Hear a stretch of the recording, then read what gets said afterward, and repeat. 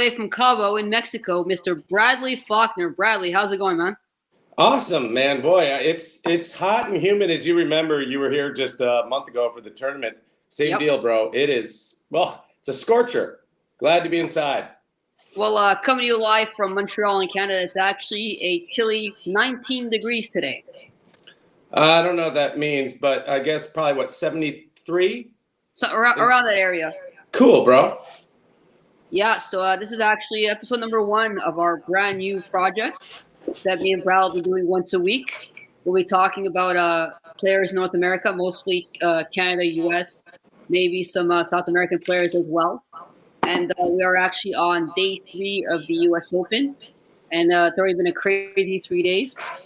So, I just want to get your thoughts on the actually caught the action from yesterday or last night. Well, one thing I think I'd like to cover just quickly is Sam Querrey lost his final match as a singles player yesterday in 4 sets, and Sam has played the U.S. Open 17 times. He won Cabo in 2017. He's had wins over everyone in the big 3 except for Federer. So Sam went out yesterday. No big surprise. His rankings plummeted, so it'll be sad to see him go. That was one thing that stood out. But on a more positive note, Brandon Nishikori won a great match yesterday, a young up-and-coming American. So that was good. So you mean not Nakashima, not Nishikori? Say it again? Nakashima, not Nishikori. Oh, yeah, right. Look at me. And the guy was in the finals of Cabo in 2021. Yeah. Oh, boy. Thank you for that. Good save. No worries. It's been a crazy couple days. We had Nadal get pushed by the Aussie qualifier last night. And we also had Simona Halep actually go out on day 1, which was pretty shocking to a Ukrainian qualifier, Darius Sneaker, who's actually currently playing against a Canadian, Rebecca Marino, right now on court. I don't know much about Rebecca. What are her, strengths? Is she somebody you see breaking into the top 10 ever? Well, actually, Rebecca Marino is a very interesting story. She came out, when she was around like 17, 18. She was an up-and-comer. People saw a lot of potential in her. And she actually played Venus Williams at the U.S. Open. I think it was maybe like 5 or 10 years ago. And she actually pushed Venus Williams to 3 sets. And everyone thought she was going to, come out and crack the top 30, top 20. And then actually she was the victim of a lot of social media harassment.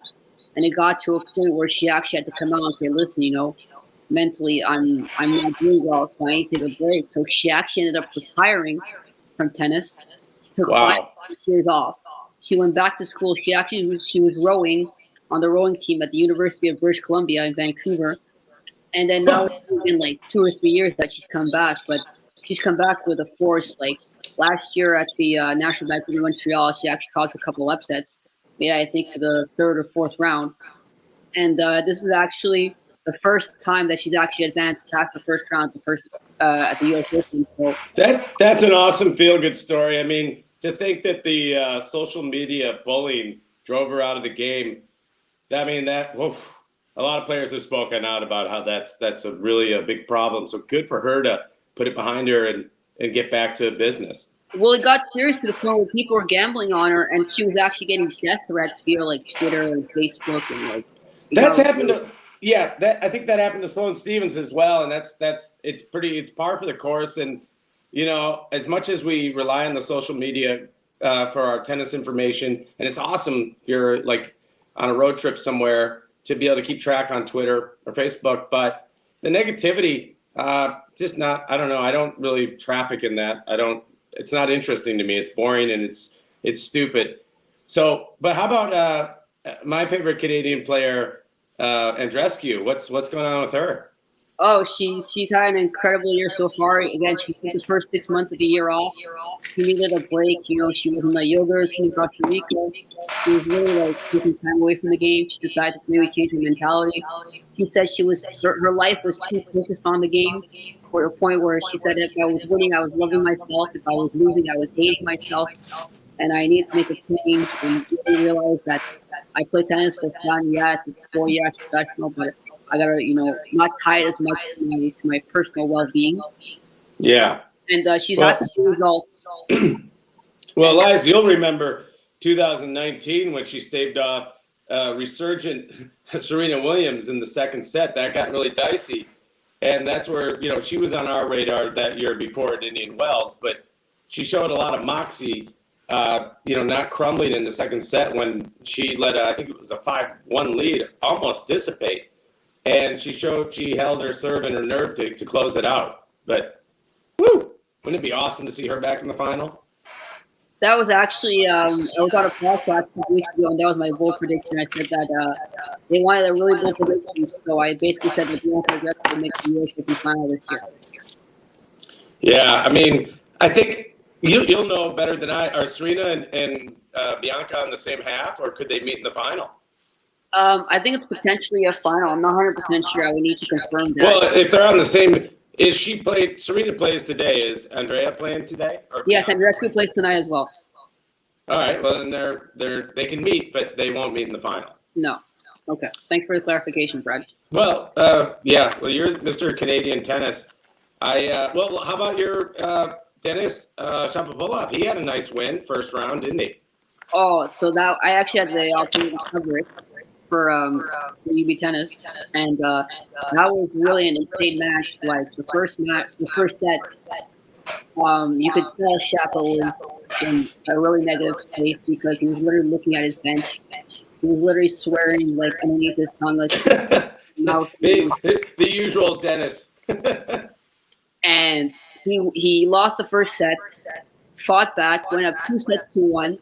People were like, okay, he's going to close it in 4.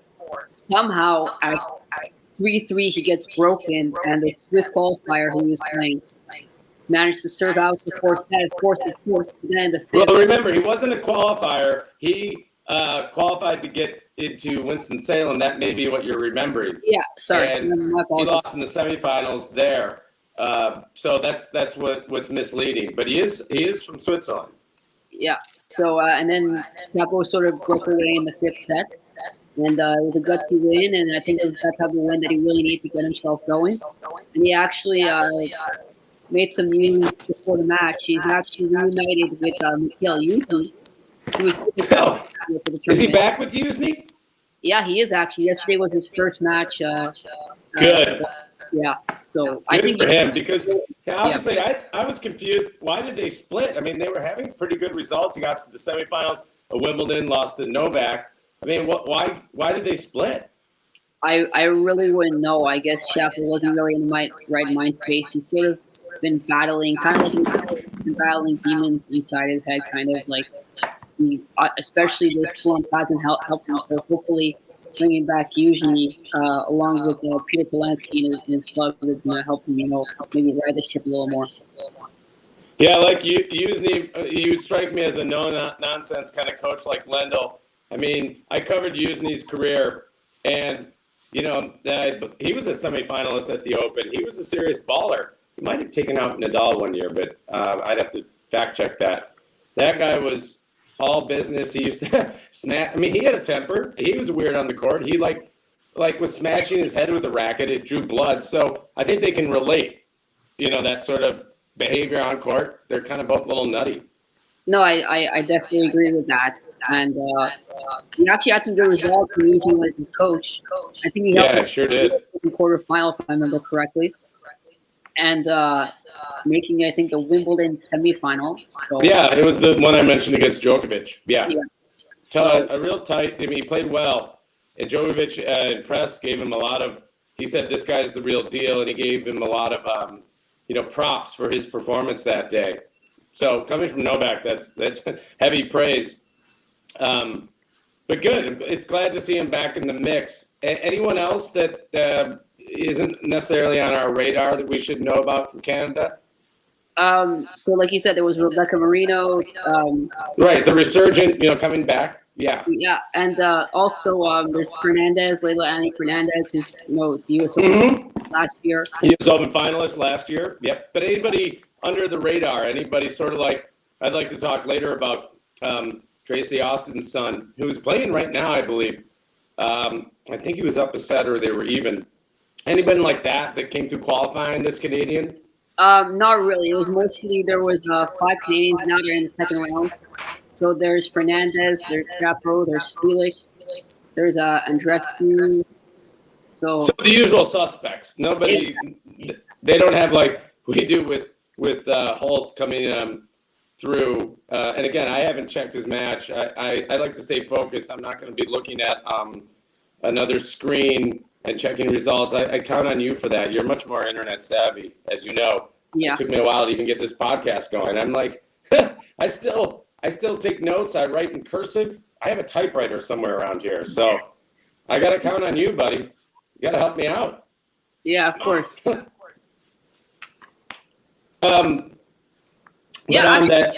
want to speak to you with Brandon Holt. I just want to get your thoughts. You've probably seen him play more often than I have, to be honest.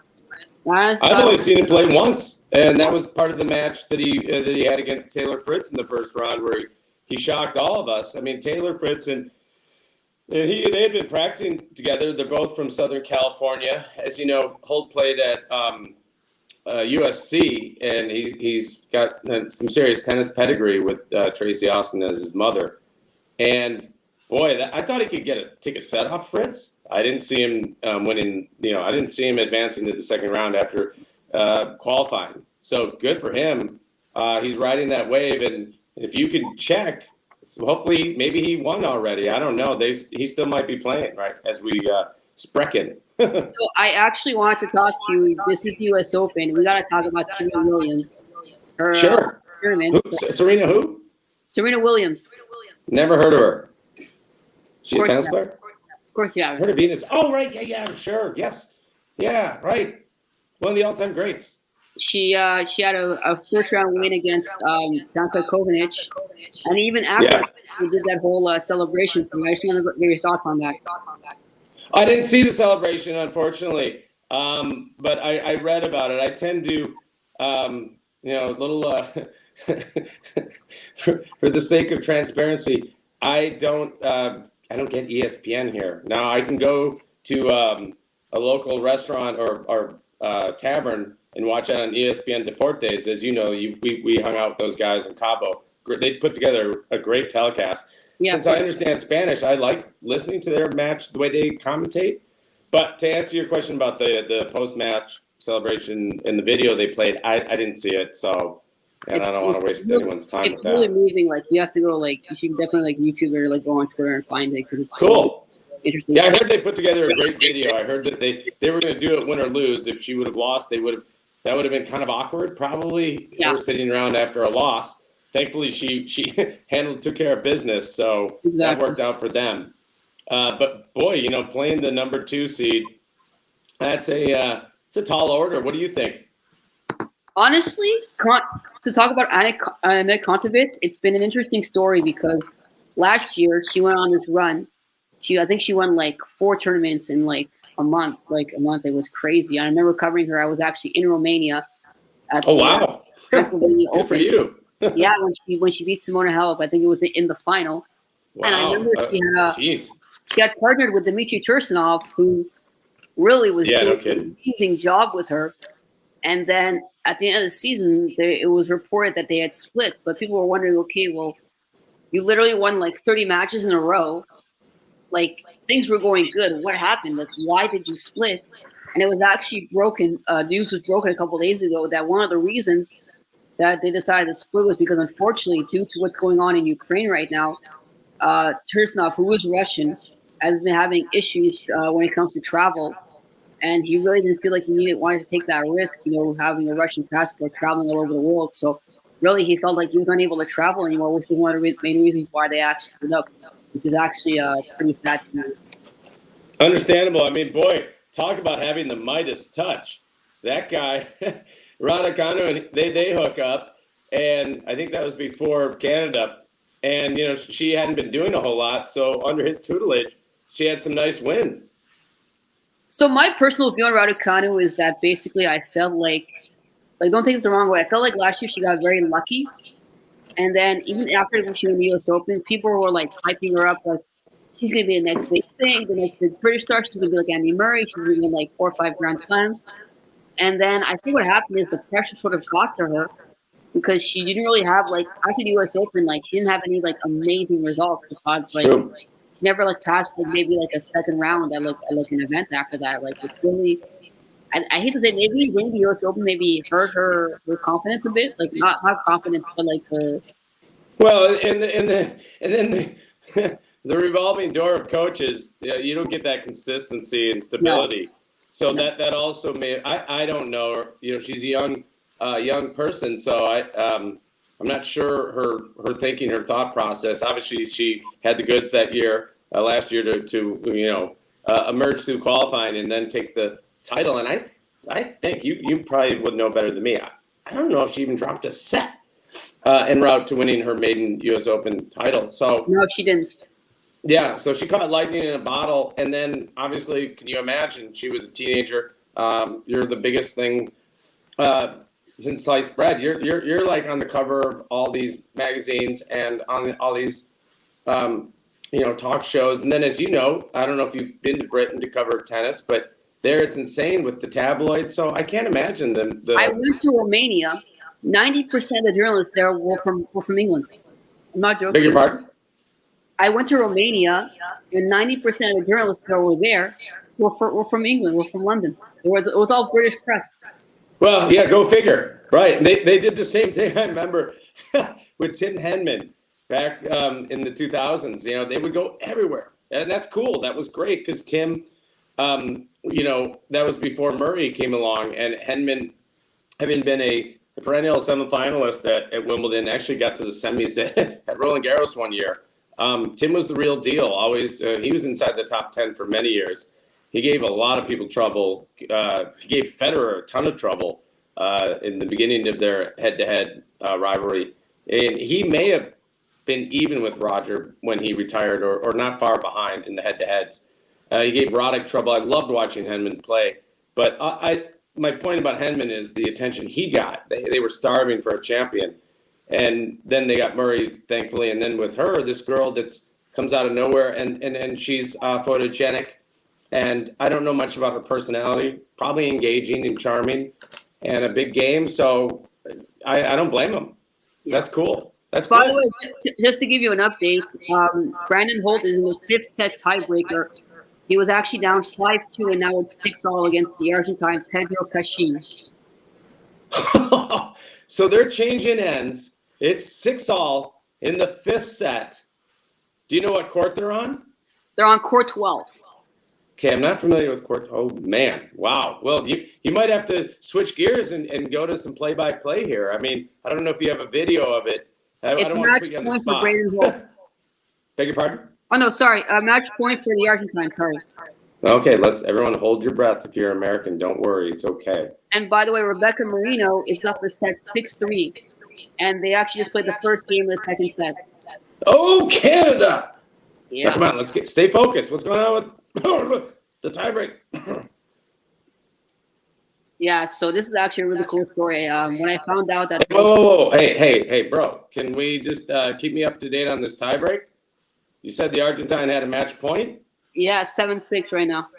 All right. Well, let's stay on this for a second, folks. It's pretty cool.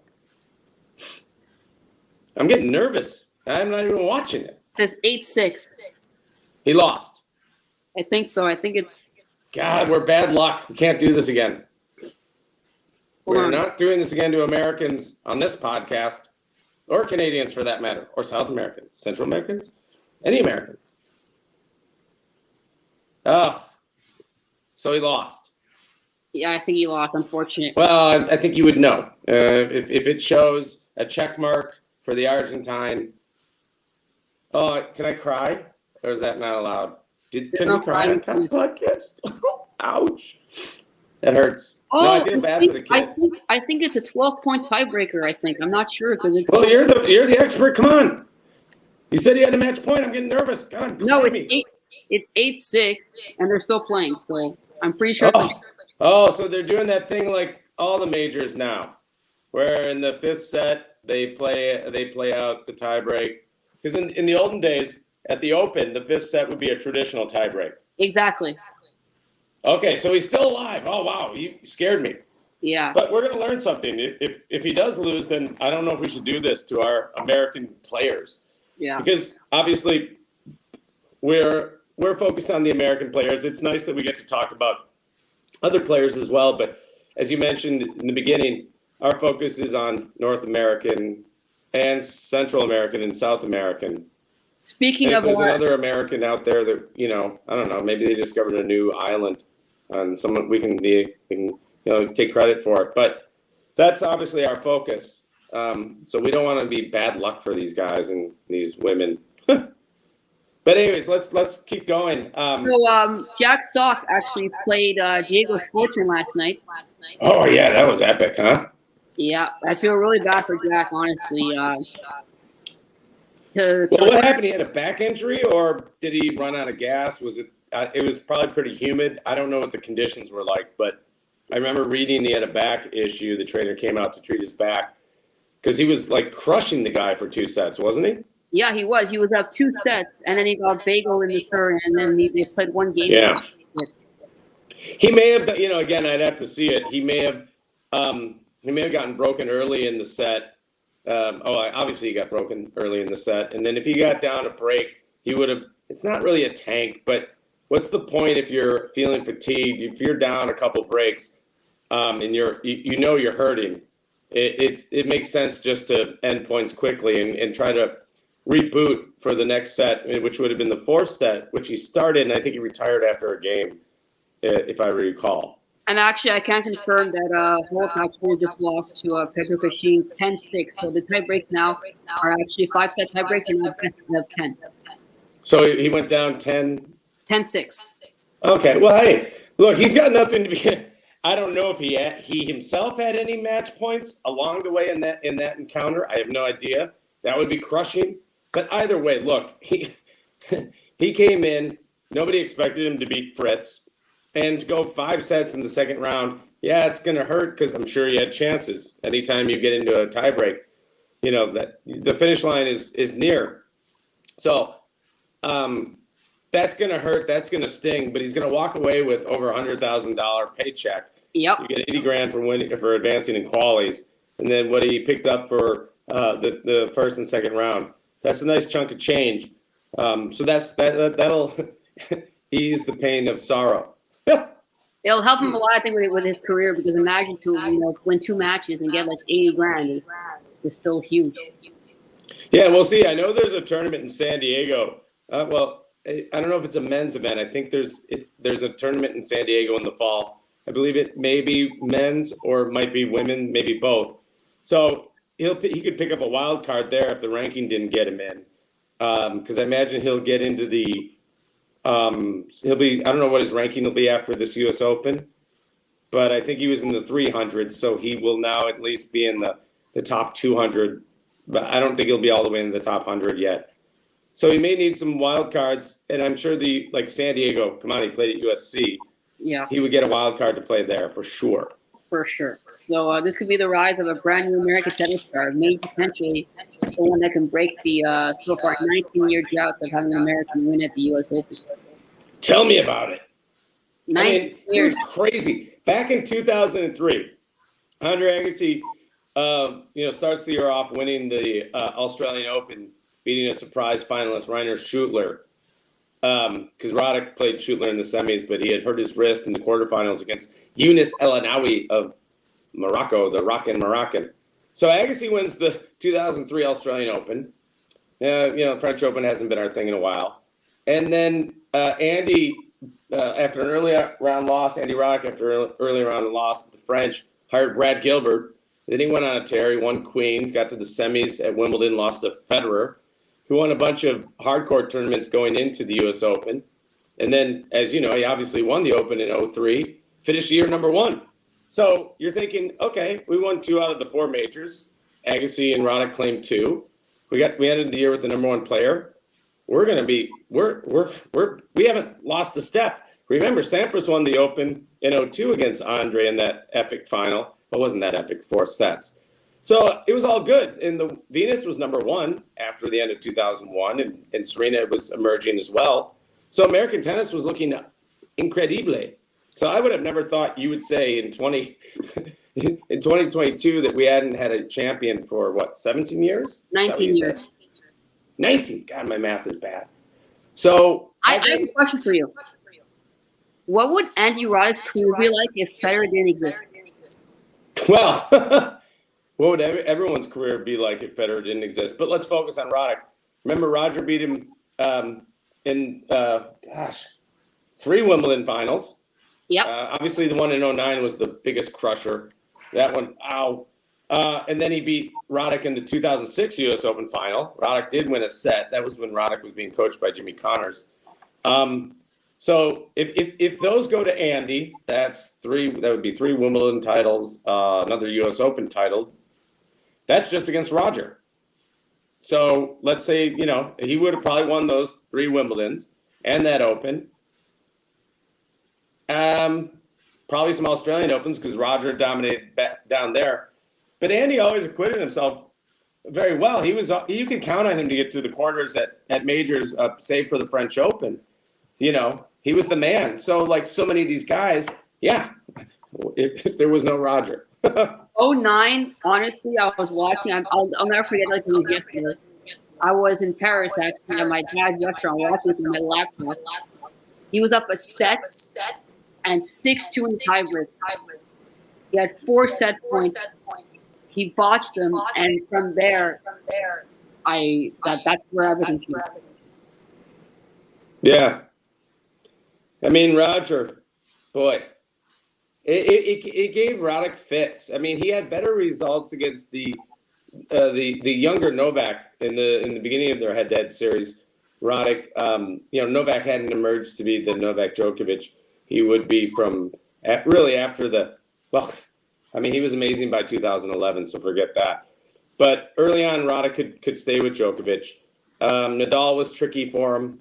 And Roger, but that was the biggest nightmare for him was Roger of those guys, and Rafa, service depending. I mean, Roddick beat Rafa in the U.S. Open.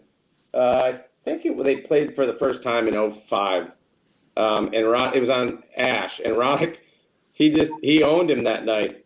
I'm pretty sure it was 2005. It could have been 2004. We can check that. But I think it's 2005. That was the year Andre got to the finals and lost to Federer in 2005 U.S. Open. But I digress.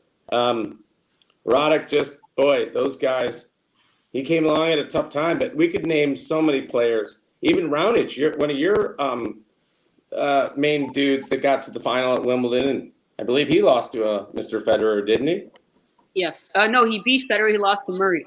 Oh, that's right. Good. Thank you. Good call there. Right. He did. He beat Roger, then lost to Andy in the final. Yeah. So, and I saw Roger beat the year. It was 2009. I'm pretty sure. It's when Madrid experimented with the blue clay. Oh my God, that was horrible. It ticked a lot of people off. Didn't bother Roger, and he took your guy out. He took out Raonic in the first. It would have been the second round. Roger would have had a bye, and he handled Raonic. But I think he beat him in 2 sets, and they were breaker sets. But Raonic had him there, and I thought, oh, he's going to beat Roger. Granted, it's on clay, but that wouldn't have been either one of them's best surface. That blue clay just played fast. It looked good on TV. Unfortunately, Madrid should have experimented more with it and got it right, because it shouldn't have mattered. You know what I mean? But that was then, and this is now. Yep. But other than that, I think we've had a nice we've covered a lot here. Any last thoughts about the rest of the card? I mean, Serena's playing tonight. I'll ask you. What's the call? So Serena, I really don't know. It's really interesting because he's playing the number 2 seed, but Kontaveit has been sort of out of it. So, I mean, it is a winnable match. If I can add something, both Felix and Bianca are playing tonight. Oh, well, do tell. Yes, Felix is actually playing. Let me confirm this. He's actually playing a Brit, Jack Draper, who actually, I think it was the semifinals in Montreal. Yeah. That's a tough one. And then Bianca is actually playing Beatriz Haddad Maia, who made actually. Oh, she's the Brazilian, right? Yeah, the Brazilian who actually made the final in Toronto. Oh boy. that. If you guys are big tennis fans, turn on the TV tonight for some.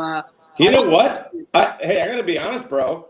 Those two matches entice me more than any of the American matches today. I mean, even though it is Serena, I think that we would call those popcorn matches with Felix and Draper, and then Bianca and the Brazilian. What time are those matches on? 7 and 9. So like, subscribe, and we'll back to you next week. Outstanding. Thanks a lot.